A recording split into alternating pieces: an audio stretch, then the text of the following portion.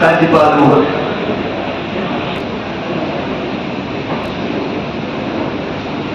नमो नमः। आज के इस कार्यक्रम में आप सबका हार्दिक स्वागत करता हूं। बिहार का राज्यपाल होने के नाते मेरा कर्तव्य बनता है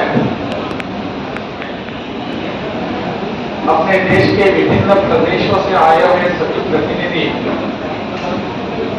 और यहाँ से भी जो आए उपस्थित हैं, उन सबका स्वागत होना स्वाभाविक है, मेरा कर्तव्य बनता है।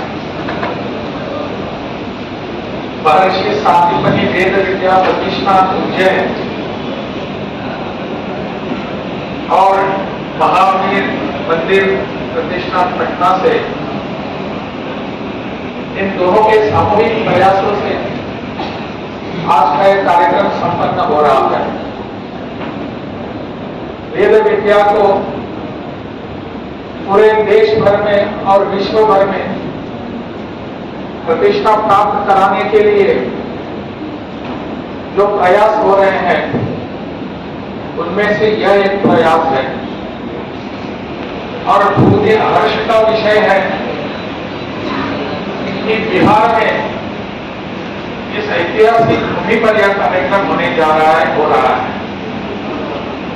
ऐसे शुभ अवसर पर मंच पर उपस्थित हैं महावीर मंदिर न्यास समिति के सचिव श्री किशोर कुणाल जी, महर्षि सांदीपनि वेद विद्या प्रतिष्ठान के उपाध्यक्ष डॉक्टर प्रफुल्ल कुमार मिश्र जी, सभागार में बैठे सभी मान्यवर, अनेक भागों से यहाँ उपस्थित रहे हैं ऐसे प्रतिनिधिगण और मेरे सभी उपस्थित भाई, आज के इस विषय पर आने वाले आज कल और परसों इन 3 दिनों में प्रतिपदा, द्वितीया और तृतीया के 3 दिनों में वेद विषय पर, वेद को लेकर जो विभिन्न प्रकार के चर्चा सत्र यहाँ होने जा रहे हैं, इस सब की सूचना आप सबको है। जैसे कि हमको बताया गया है सबको कि देश भर में वेद विद्या का प्रसार हो, एक बार इस विद्या का पुनर्प्रसारण हो और सब लोगों में ये वेद विद्या पहुंचे, इसके लिए पिछले कुछ वर्षों से एक प्रयास हो रहा है। वैसे देखा जाए कि हमारी आत्मा जो है भारत की, वह आत्मा ही आध्यात्मिकता है और इस आध्यात्मिकता के सिवाय कुछ काम को लेकर हम आगे बढ़ेंगे तो हमारा जगत गुरु बनने का सपना मुझे लगता है पूरा नहीं हो सकता। हमारी आत्मा आध्यात्मिकता की है, हजारों लाखों वर्षों से इसको हमने संजोया हुआ है और इसी को हम बढ़ावा दे रहे हैं, इसी को हम आगे लेकर जा रहे हैं। और वास्तविक में आवश्यकता यह थी कि जिस कालखंड का उल्लेख हुआ यहाँ कि पहले 800-900 वर्ष का जो कालखंड था और उसके पश्चात 200 वर्ष का कालखंड था, इस लगभग 1000 वर्ष के कालखंड में हमारे आक्रमण, जिन लोगों के आक्रमण हम पर हुए उनके कारण और हमारी निष्क्रियता के कारण इस सभी प्रतिष्ठित ऐसी वेद विद्या को, पूरे विश्व को व्यापक स्थापित ऐसी वेद विद्या को हम भूल चुके हैं, उसको हमने किनारे कर दिया। वेद विद्या के प्रसार के लिए और यहाँ के सुधारण के लिए विशेष प्रयत्न हमेशा होते रहे। हमारा दुर्भाग्य रहा कि वेद विद्या के बारे में या संस्कृत के बारे में या अपने अन्य ग्रंथों के बारे में अगर हम जानना चाहते हैं तो विदेश से आए हुए लेखक जो थे उन्होंने जो लिखा हमारे बारे में उसको हम प्रमाण मानने लगे। जैसे कि यहां उल्लेख हुआ मैक्स मुल्लर का। मैक्स मुल्लर ने जो लिखा हमारे वेदों के बारे में, हमारे वाङ्मय के बारे में, हमारे उपनिषदों के बारे में, वही हमको प्रमाण लगने लगा। वास्तव में हमारे लोगों ने, अपने लोगों ने, इस भूमि पर जन्मे हुए लोगों ने इसके ऊपर टीका टिप्पणी और सटीक तरीके से विषय रखने की आवश्यकता थी, प्रयास हुआ भी, परंतु उसको हमने दूर कर दिया क्योंकि विदेशों से लेकर यहां आकर उन्होंने हमारे ऊपर कुछ लिखा है, उसको हमने प्रमाण माना, जो कि बहुत बार ऐसा हमको फंसाने का प्रयास था। और इसलिए उनको जिस तरीके से चाहिए उस तरीके से हमारे श्लोकों का, हमारे ऋचाओं का अनुवाद उन्होंने अपने तरीके से कर दिया जो उनको आता था। हमारे लोग, इस भूमि पर जन्मे हुए लोग अगर आते हैं, लिखते हैं और सब प्रमाण हमारे सामने यहाँ इस विषय को रखते हैं, वह विषय हमको अधिक रूप से भाता था। परंतु विडंबना ऐसी थी कि उन्होंने लिखा है हमारे बारे में, तब जाकर हमको उसको पढ़ना है। मैक्स मुल्लर ने क्या लिखा, अन्य कोई लोगों ने हमारे बारे में क्या लिखा, इसके बारे में, इन विषयों पर हमको ज्यादा रुचि आने लगी। परंतु सौभाग्य से पिछले कई वर्षों से अब हमारे लोग इस पर लेखन करने लगे हैं और ठीक ढंग से हमारे इन सब रुचाओं का, हमारे श्लोकों का अर्थ क्या है हमारे सामने रखने का प्रयास हो रहा है और इसी को हमारे सामने आने की आवश्यकता है। जैसे कि हम जानते हैं कि वेदों का लेखन बाद में हुआ है, परंतु श्रुति के कारण हमने इस सब का पठन इसका किया है हजारों वर्षों से, और पठन करते करते करते हमारे आज तक की इस पीढ़ी तक यह पहुंचा हुआ है। इसका जतन और संवर्धन करने की आवश्यकता थी, उसका भी प्रयास आजकल हो रहा है। जैसे कि वेद विद्या प्रतिष्ठान उज्जैन का इस पर पिछले कुछ वर्षों से प्रयास कर रहा है।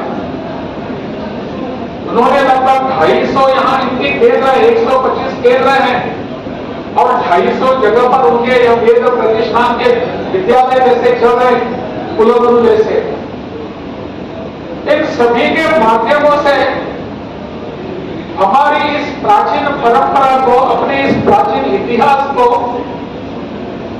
उसका संजोयन करना, उसका संवर्धन करना एक बहुत ही आवश्यक काम इनके द्वारा हो रहा है।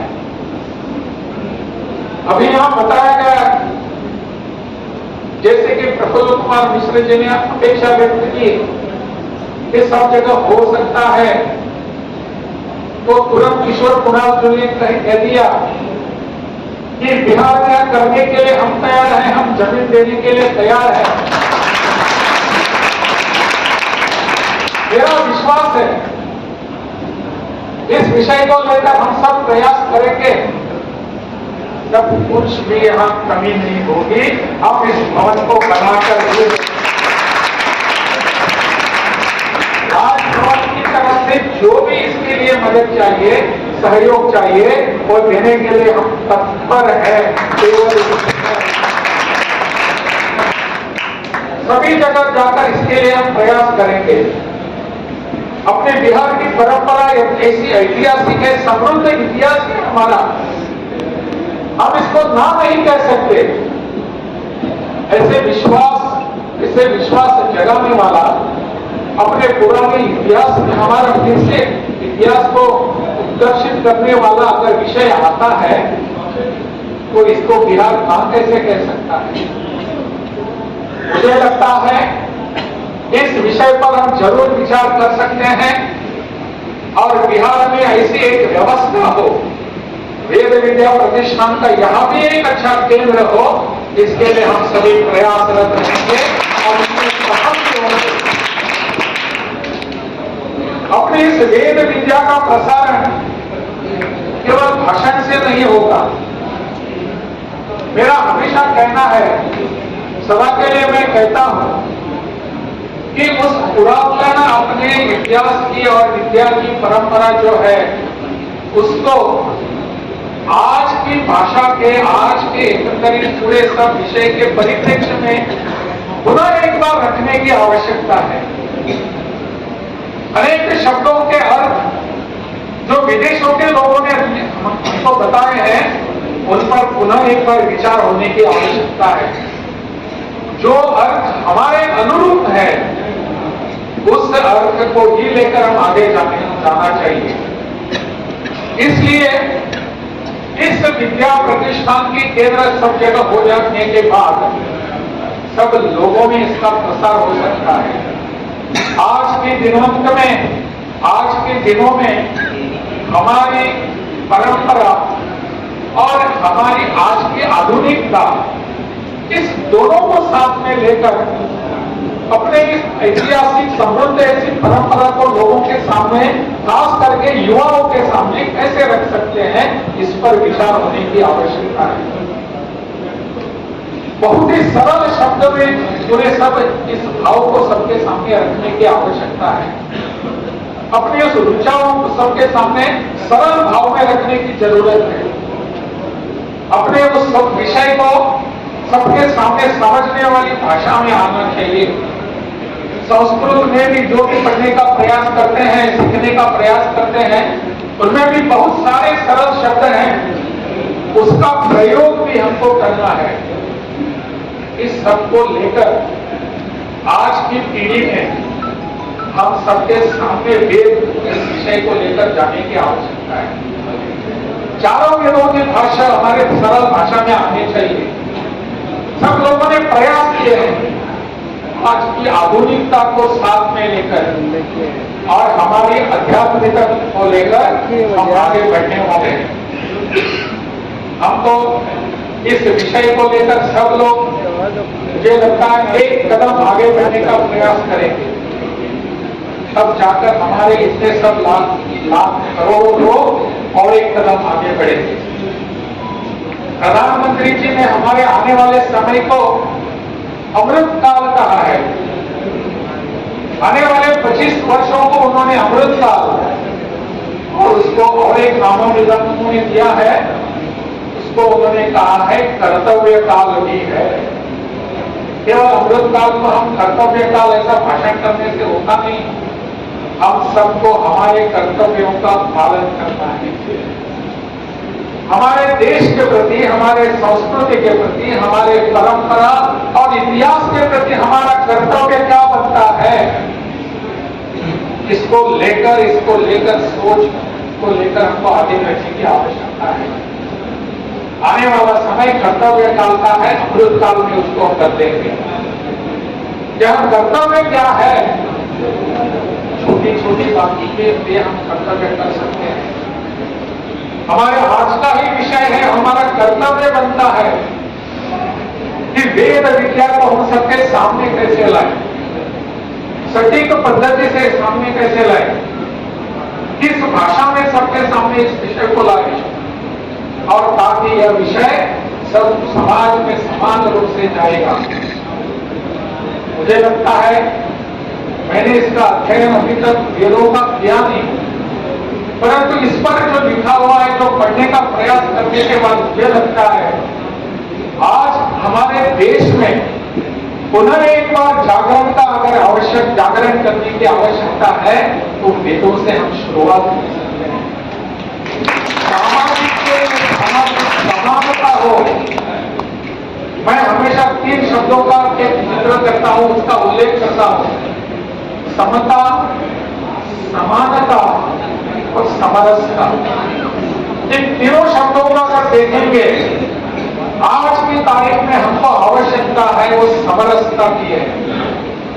पूरे देश में विभिन्न विषयों को लेकर हम उससे समरस हो सकते हैं। उस समरसता को अगर कहां हम देख सकते हैं, वेदों के अध्ययन से हमको मिलती है। यह समरसता का भाव वहां से आता है, मिलता है। इन सबको लेकर हम आगे बढ़ने का प्रयास करेंगे। मुझे लगता है इस विषय को सामान्य रूप से, सरलता से हमारे आने वाले पीढ़ी के सामने अगर जाना चाहिए, तो हमारी शिक्षा में भी वेद का अभ्यास आने की आवश्यकता है। हमारे पुस्तकों में, हमारे पाठ्यक्रम के पुस्तकों में वेद का अध्ययन किस प्रकार से, किस ढंग से हम आगे बढ़ा सकते हैं, इस पर विचार होने की आवश्यकता है। इसमें वेद विद्या प्रतिष्ठान बहुत बड़ा काम कर सकती है। वेद विद्या प्रतिष्ठान में सरल भाषा में, सरल रूप से वेद का अध्ययन अपने किस स्तर से विद्यालयों में जा सकता है, इसके लिए पुस्तकें और अभ्यासक्रम तैयार करने की आवश्यकता है। आप जरूर कर सकते हैं इस पर। हमारी केवल बिहार में नहीं, पूरे देश में अपने अभ्यासक्रम में यह विषय आना चाहिए। सब बच्चों के सामने अपनी ये परंपरा समृद्ध, कितनी और समृद्ध परंपरा है, कितना इतिहास बड़ा है, के सामने इस माध्यम से सबके सामने आ सकता है, आने की जरूरत है। मुझे लगता है इस पर भी हम सबको ध्यान देने की आवश्यकता है। आप सब यहाँ बैठे हुए सब लोग हैं, वो प्रबुद्ध हैं, विद्वज्जन हैं। आपके सामने बोलना भी मेरे लिए इतना उचित नहीं है। आपको इसके लिए अध्ययन करते हैं। प्रबुद्ध, मैंने कहा, मैंने आपके लिए प्रबुद्ध शब्द का प्रयोग इसलिए किया कि आप सचमुच में इसका अध्ययन कर रहे हैं, किए हुए हैं। परंतु मेरे थोड़ा सा एक ऐसा विश्वास है कि हम सबके प्रयासों से, जैसे आप जैसे प्रबुद्धजन हो या बुद्ध जैसा निर्बुद्ध हो, कोई भी, सब एक साथ मिलकर इस विषय को आगे बढ़ाने से भारत को हम जगत गुरु बनाने का जो सपना देख रहे हैं, वह निश्चित रूप से सफल हो जाएगा। भारत माता की